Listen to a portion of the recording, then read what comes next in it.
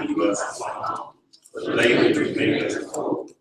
Help us to receive your unseen hand in the unfolding of our lives, and to attend to the guidance of your Spirit, and we may know the joy of your.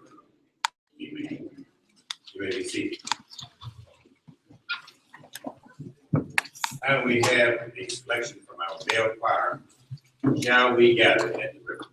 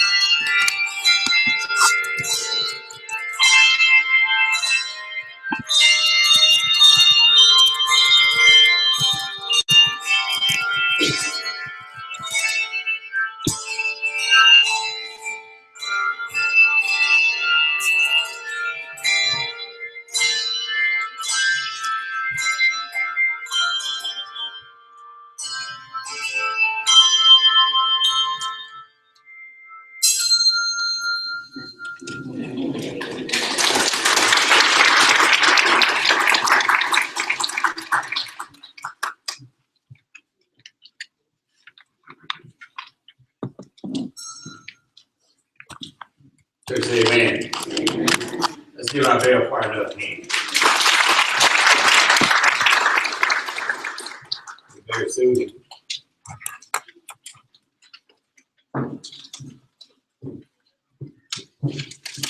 At this time, we will prepare for our scripture lesson. Our Old Testament scripture will come from Psalms 52, for those who have the Bibles. Also, the New Testament lesson will come from Luke 10, 38 through 42.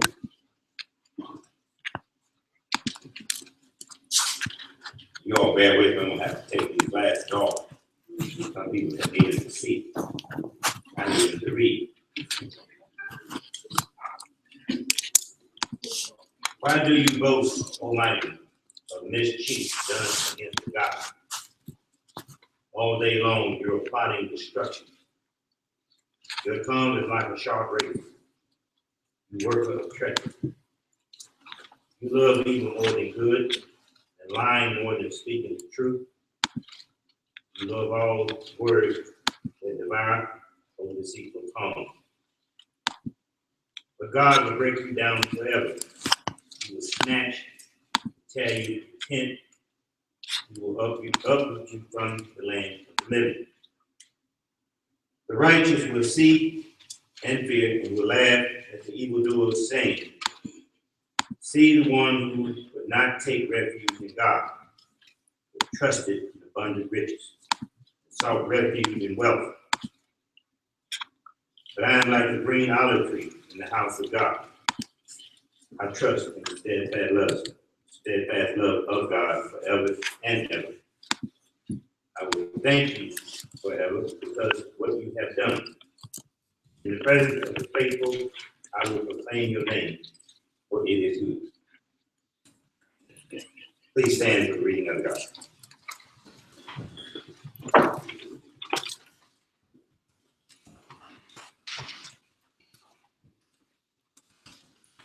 Jesus visited Martha and Mary. As they went on their way, he entered a certain village where a woman named Martha welcomed him to her home. She had a sister named Mary who sat at the Lord's feet and listened to what he was saying. But Martha was distracted by her many tasks, so she came to him and asked, Lord, do you not care that my sister has left me to do all the work by myself? Tell her then to help me. The Lord answered her, Martha, Martha, you are worried and distracted by many things. There is need of only one thing. Mary has chosen the better part, which will not be taken away from her. May this be a blessing to the Word of God. This is the reading of the Word of God. Thanks be to God. Amen. This time we will ask you to remain standing for our affirmation of faith. In whom do you believe? I believe in God, maker of heaven and earth, and Jesus Christ, Son of God, who was conceived by the Holy Spirit, born of the Virgin Mary, suffered under Pontius Pilate, was crucified, dead, and buried. The third day he rose from the dead, he ascended into heaven, and sitteth at the right hand of God the Father Almighty. From thence he shall come to judge the living and the dead.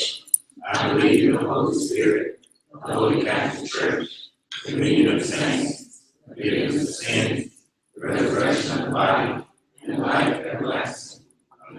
Amen. Glory to the Father, and to the Son, and to the Holy Spirit. And was in the beginning, is now, and ever shall be, world without end. Amen. Amen. Maybe seated. Now we will prepare for our pastoral prayer.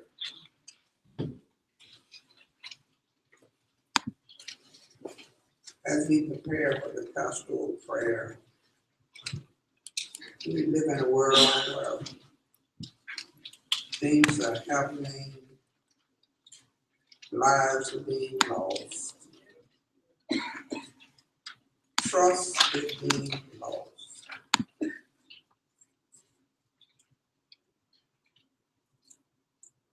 And families are being destroyed. But we can continue to put our trust in God. Some disturbing things are happening week, day, and even hour by hour. Our hearts and minds come heavy, the cares and the burdens that others are having to deal with. Destruction caused by man as well as by nature, but mainly by mankind.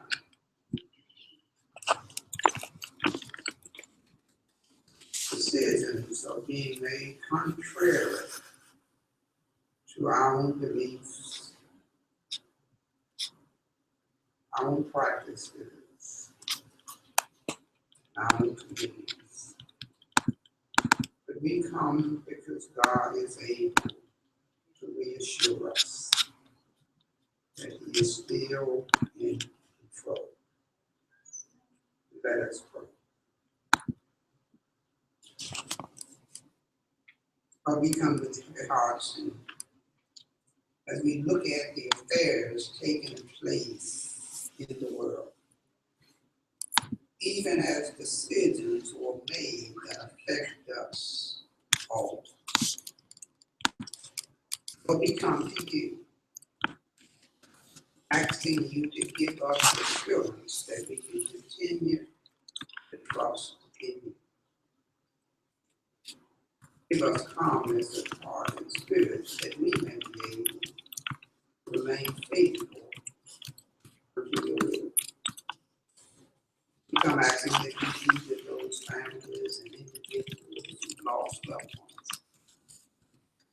and even to be with those who are causing destruction on every hand. We come asking you to be with those who are making decisions that will affect not only our personal lives, but even our denomination. Even the way we live our lives on a day-to-day basis.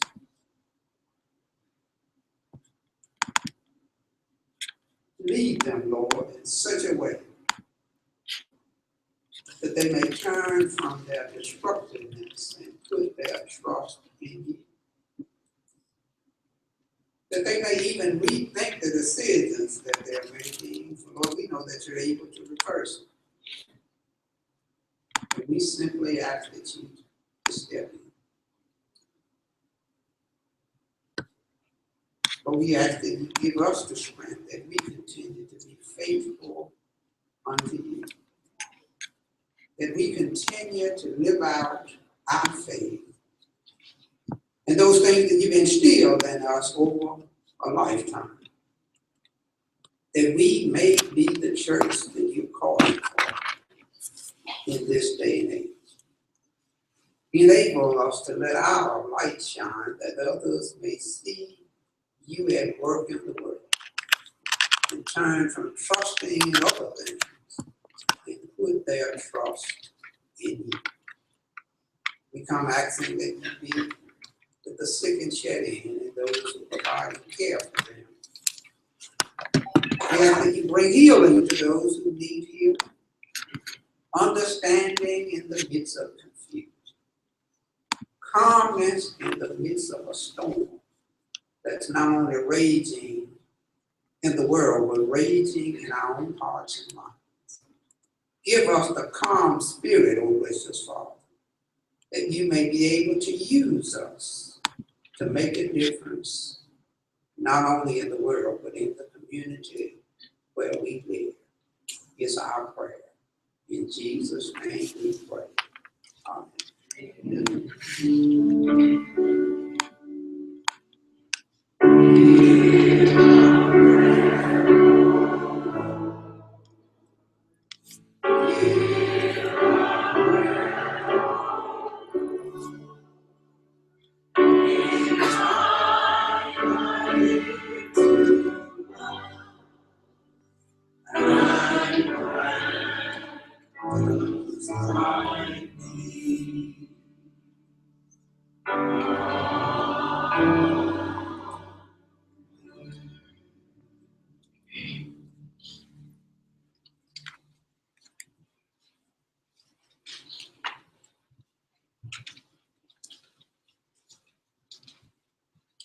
Church, say amen. I want to thank Reverend Crowd for that wonderful and powerful prayer. So I want to thank Chloe for serving as our acolyte, bringing in the light this morning, and what an awesome job our bear part did this morning. So at this time, we'd ask the ushers if you would come forward. And as ushers are coming forward, I want to say to those who are just joining us, we certainly welcome you this morning, our morning worship. Here in a little bit, we will prepare for the word God be given by Reverend Crowd, so we certainly thank all of you for being here this morning. As you bow your heads in the word of prayer. God of grace, God of mercy, we thank you for the spirit of love. Father, instill in us the spirit of giving. To build your church and your kingdom, Father, we ask this in Christ's name we pray. Amen.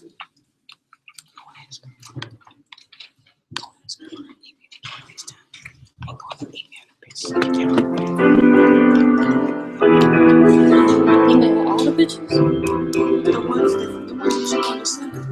Which ones you want to send?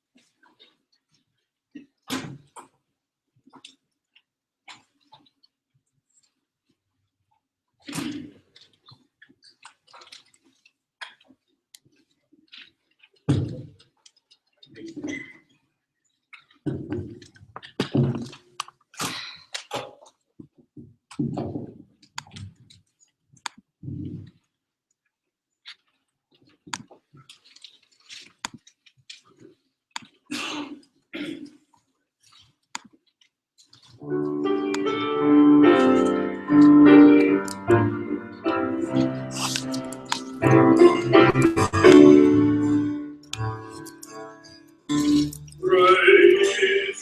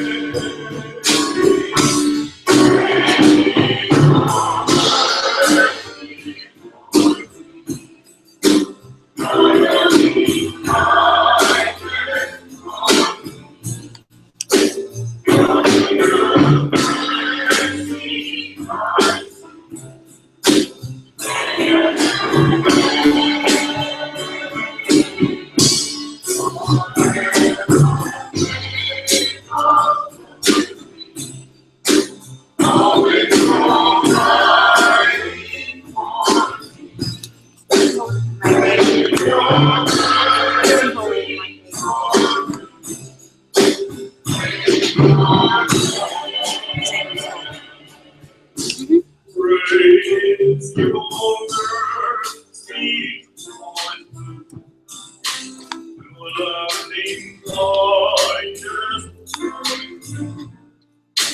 your tender mercy, God, day after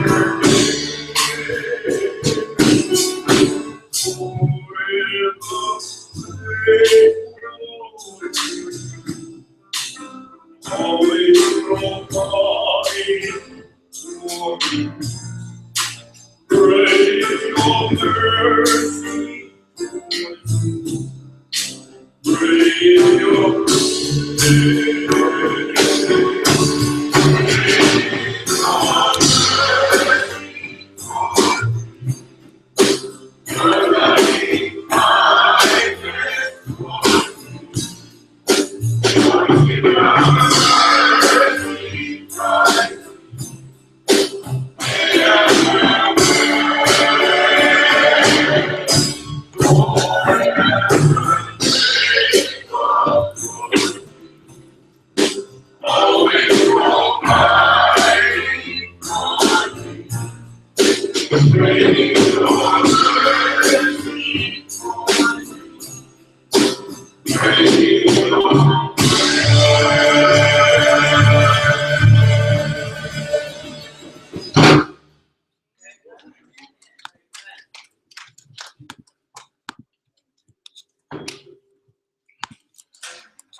Let us all say amen again.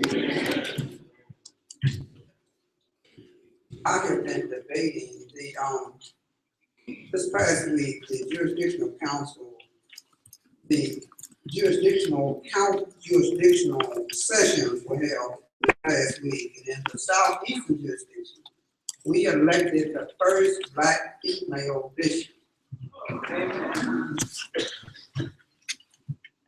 But there's also the Western Jurisdictional Council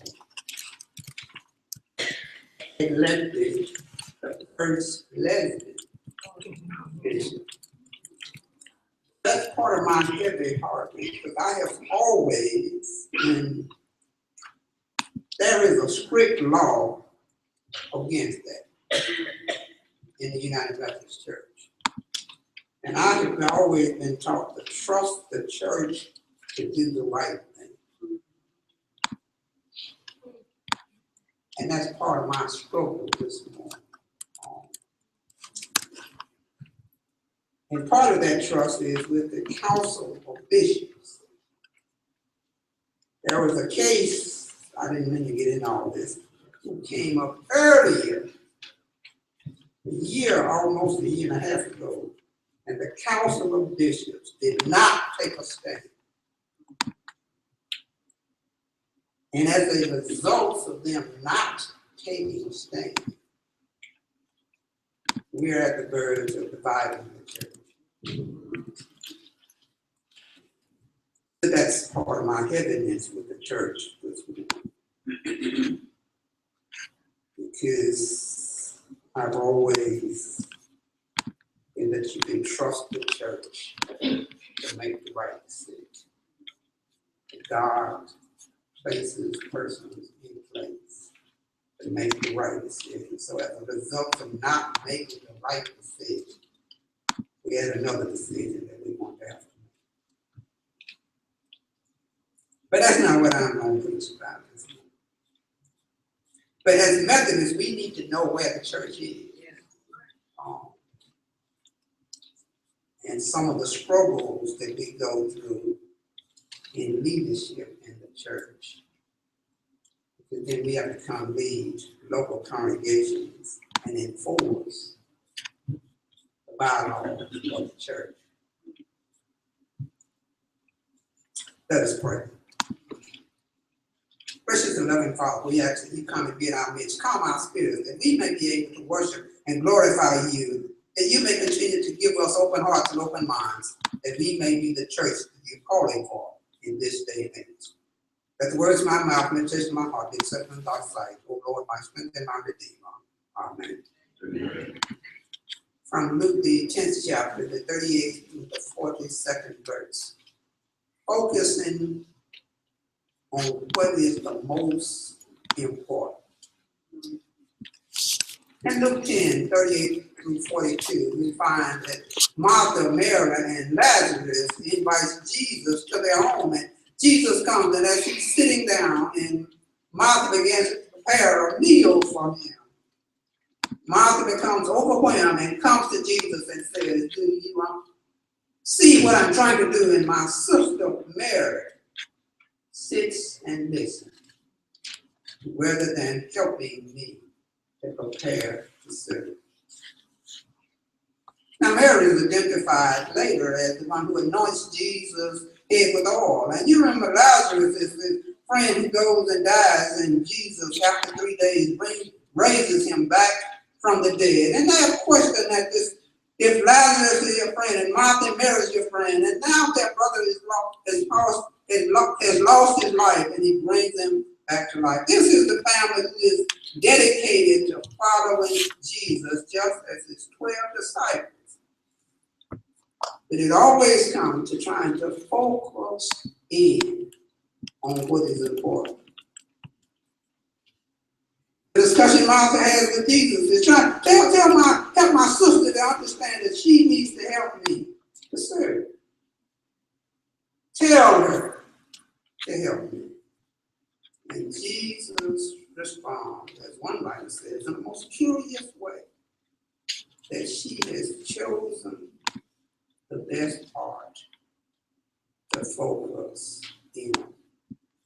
As we live life from day to day, we must make decisions every day about what is the most important thing to focus on, what is the most important thing to give my time to, what is the most important thing to give my resources to, what am I to do with my life that will make a significant difference in the world and in the community that I live in.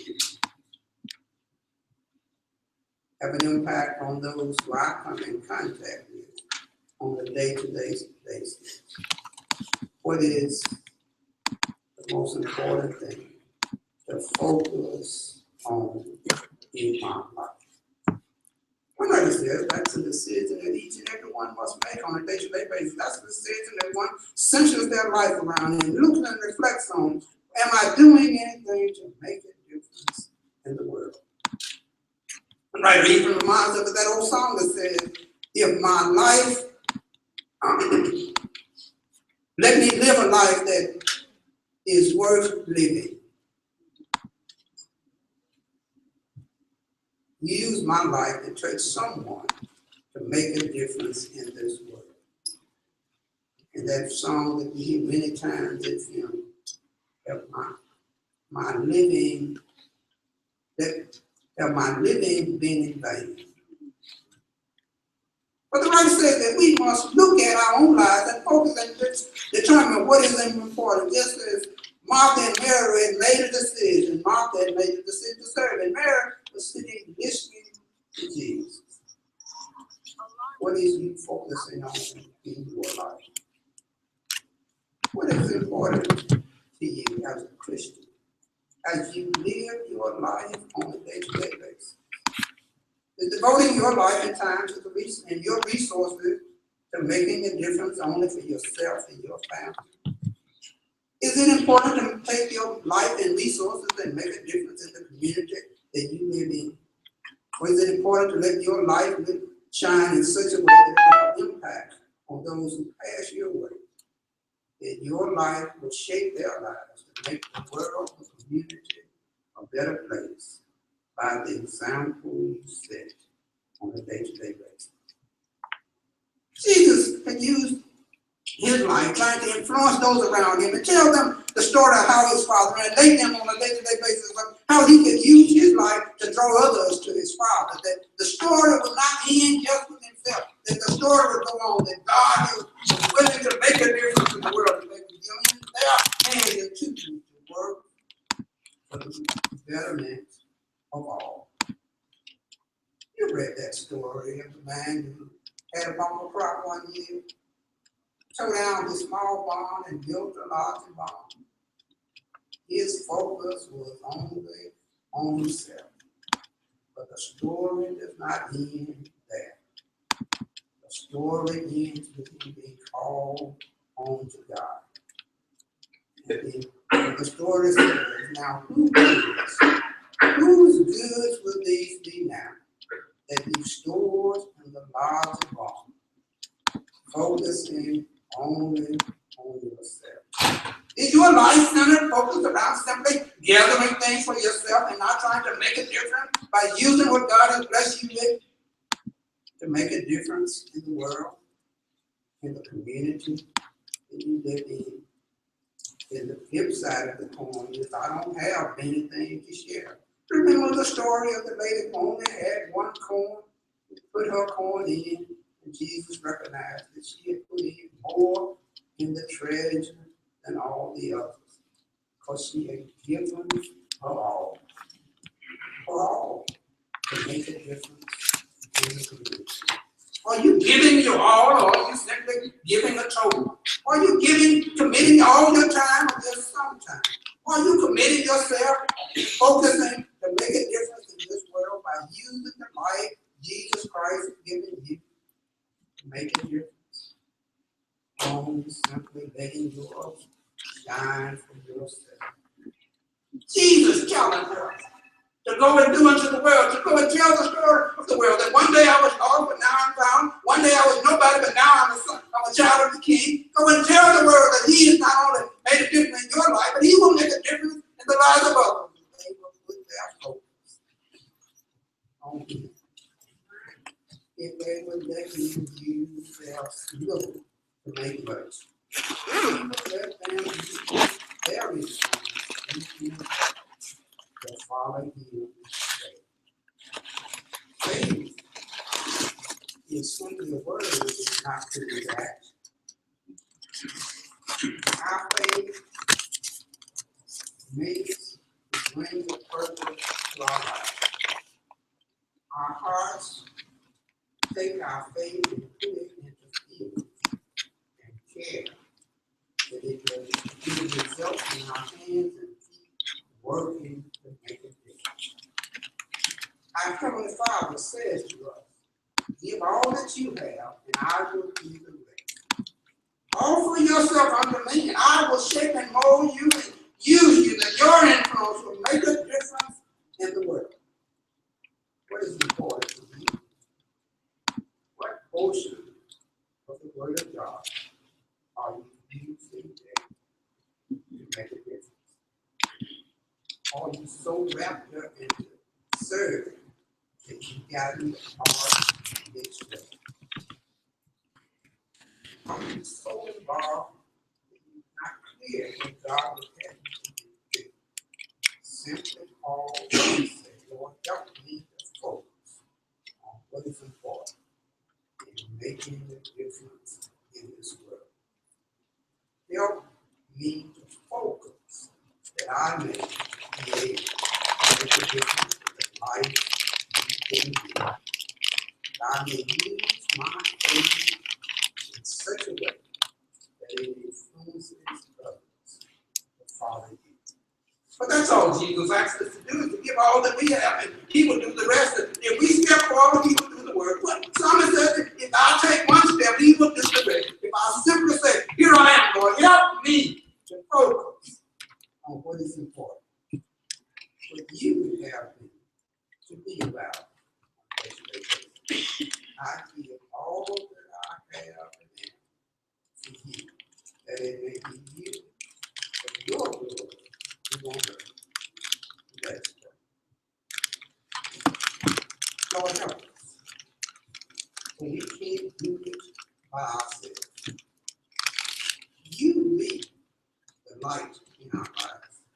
Fuel us that our lights may shine bright. Give us the energy and the insight that we may be able to focus, that your word may be spread in the world, that the world may be shaped and molded to the way you would have it to be. It's our prayer. In Jesus' name we pray. Let us stand and sing hymn number 526. Let us stand and sing the Lord.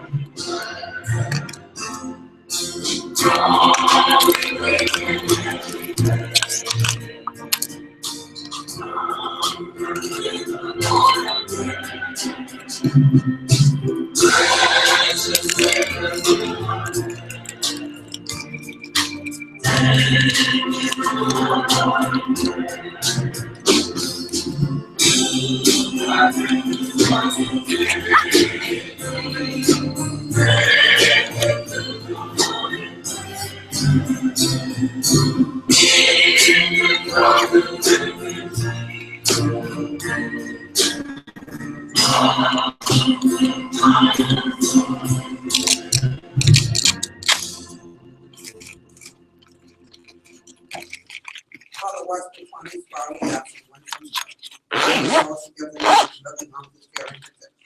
Let us all.